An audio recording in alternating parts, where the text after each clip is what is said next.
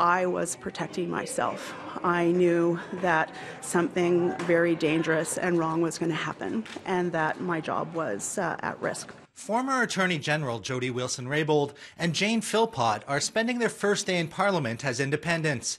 On Tuesday, the Prime Minister removed both of them from the Liberal caucus for their roles in the SNC-Lavalin affair. I am, to put it lightly, disappointed.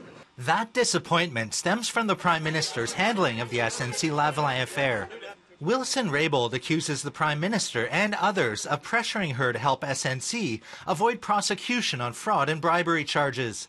She produced a secret recording of a conversation she had with the clerk of the Privy Council, where she was told the Prime Minister would likely have his way one way or another. Soon after, Wilson-Raybould was removed as Attorney General before Philpott quit her ministerial post in solidarity. After this story became known in the public and it was clear that there had been attempts to persuade the former Attorney General to intervene in a criminal trial, and the communications of the government were to deny that that took place, I could not come out here in good conscience and deny it. We have an extraordinary range of extremely strong women in our caucus and in our cabinet who continue to work on big things for Canada.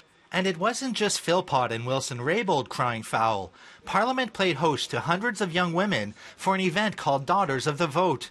Many of them turned their backs when the Prime Minister spoke. Him kicking her out the way she did is wrong, because she was just trying to be honest and do right by not only Indigenous peoples in Canada, but Canadian citizens across the country. I believe that he was trying to control Jody Wilson-Raybould in her job.